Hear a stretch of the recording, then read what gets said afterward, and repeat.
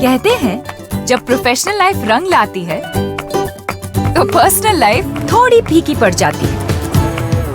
गलत, बस बैलेंस जरूरी है। जैसे एक्स्ट्रा लाल और एक्स्ट्रा तेज एक ही चिली पाउडर में हो सकते हैं। नेचुरल रेड और तीखेपन का परफेक्ट बैलेंस है सुरुचि तेजा लाल चिली पाउडर।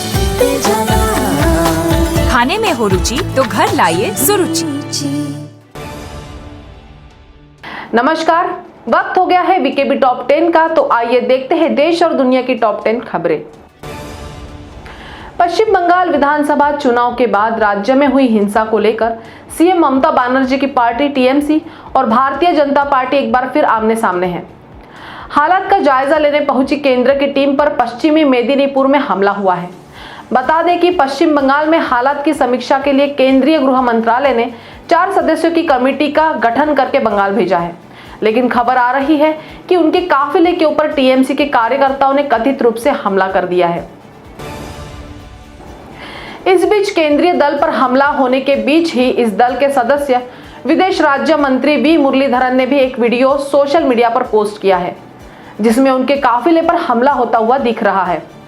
ट्विटर पर वीडियो शेयर करते हुए वी मुरलीधरन ने कैप्शन में लिखा, टीएमसी के गुंडों ने पश्चिमी मेदिनीपुर में मेरे काफिले पर हमला किया, गाड़ी के शीशों को तोड़ दिया और मेरे पर्सनल स्टाफ पर हमला किया। दौरे को बीच में खत्म करना पड़ रहा है। मुरलीधरन ने बताया कि जब वे हिंसाग्रस्त क्षेत्रों का दौरा करने के लिए वहां पहुंचे तो वहां पर हथियारधारी ग्रुप ने उनके ऊपर हमला किया। राजस्थान के पूर्व लेग स्पिनर और रणजी ट्रॉफी जीतने वाली टीम के सदस्य रहे विवेक यादव का कोरोना वायरस से जुड़ी समस्याओं के कारण निधन हो गया है। वह 36 बरस के थे और उनके परिवार में पत्नी के अलावा एक बेटी है। विवेक यादव ने बुधवार को शहर के अस्पताल में अंतिम सांस ली। बता दें कि यादव का कैंसर का उपचार चल रहा था और वह कीमोथेरेपी के लिए अस्पताल गए थे, जहां वह परीक्षण में कोविड पॉजिटिव पाए गए। इसके बाद विवेक यादव की हालत बिगड़ गई और इस घातक वायरस के कारण उनका निधन हो गया। महाराष्ट्र के आतंकवाद निरोधक दस्ते एटीएस ने बड़ी कार्रवाई करते हुए 7 किलोग्राम नेचुरल यूरेनियम के साथ 2 लोगों को गिरफ्तार किया है। गिरफ्तार दोनों लोग यूरेनियम को बेचने के लिए कुछ दिनों से ग्राहक खोज रहे थे। पकड़े गए यूरेनियम की बाजार में कीमत लगभग 21 करोड़ रुपए बताई जा रही है।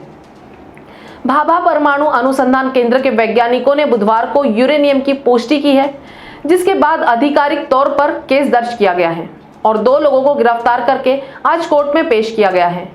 अगर पकड़ा गया यूरेनियम गलत हाथों में चला जाता तो उसका इस्तेमाल भयंकर विस्फोट करने में किया जा सकता था। दिल्ली के मुख्यमंत्री अरविंद केजरीवाल ने प्रधानमंत्री नरेंद्र मोदी को चिट्ठी लिखकर पहली बार 700 टन से ज्यादा ऑक्सीजन दिल्ली को देने पर आभार व्यक्त किया है। इसके साथ ही केजरीवाल ने कहा कि कम से कम इतनी ऑक्सीजन दिल्ली को रोजाना जरूर दिलवाई जाए। आज सुप्रीम कोर्ट में भी दिल्ली की ओर से 700 मीट्रिक टन से ज्यादा ऑक्सीजन मुहैया कराने के लिए केंद्र को धन्यवाद कहा गया था। कल पहली बार दिल्ली को 730 टन ऑक्सीजन मिली है। सीएम ने कहा कि आगे भी ऑक्सीजन सप्लाई में कोई कटौती न की जाए। पूरी दिल्ली इसके लिए आपकी आभारी रहेगी।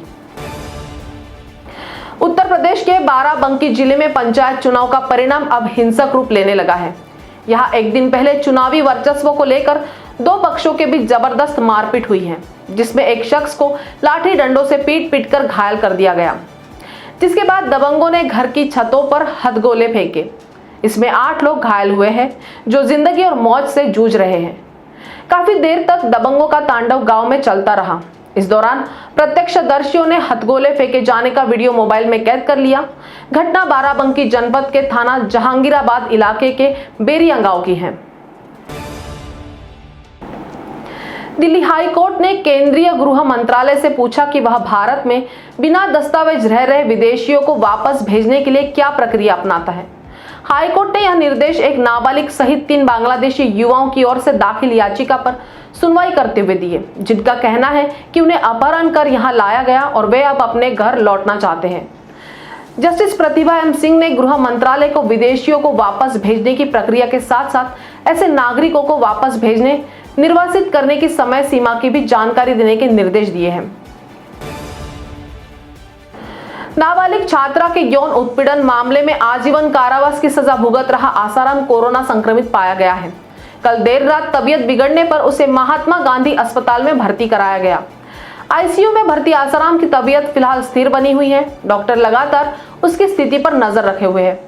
वहीं उसके समर्थक एम्स में इलाज कराने की मांग कर रहे हैं, जबकि अस्पताल अधीक्षक का कहना है कि फिलहाल एम्स भेजने का कोई विचार नहीं है। यहां पर भी बेहतर इलाज की सुविधाएं उपलब्ध है।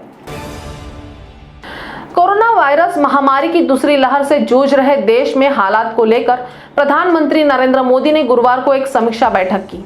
इस दौरान उन्हें स्वास्थ्य क्षेत्र के बुनियादी ढांचे में किए जा रहे सुधार, राज्य में कोरोना संक्रमण की स्थिति और दवाइयों की उपलब्धता आदि की जानकारी दी गई।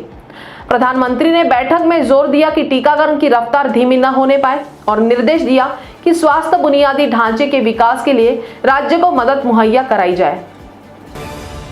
कांग्रेस के वरिष्ठ नेता और पूर्व केंद्रीय मंत्री कपिल सिब्बल अपनी ही पार्टी पर भड़क गए। सिब्बल ने कांग्रेस पार्टी को नसीहत देते हुए कहा कि पार्टी को बंगाल में एक भी सीट नहीं मिली। असम और केरल में भी पार्टी विफल रही। पुडुचेरी भी कांग्रेस के हाथ से निकल गया। ऐसे में पार्टी को अपने अंदर झांकने की जरूरत है। उन्होंने कहा कि अब जब पार्टी की ओर से आवाज उठाई जा रही है तो इस मामले पर गौर किया जाना चाहिए। तो टॉप 10 के खबरों के सफर में आज इतना ही। आपसे फिर मुलाकात होगी, तब तक बने रहिए वीकेबी न्यूज के साथ। नमस्कार।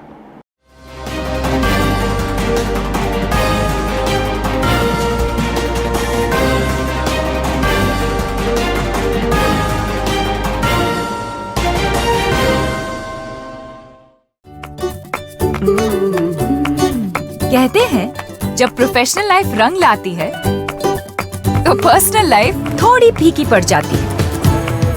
गलत, बस बैलेंस जरूरी है। जैसे एक्स्ट्रा लाल और एक्स्ट्रा तेज एक ही चिली पाउडर में हो सकते हैं। नेचुरल रेड और तीखेपन का परफेक्ट बैलेंस है सुरुचि तेजा लाल चिली पाउडर। खाने में हो रुचि तो घर लाइए सुरुचि।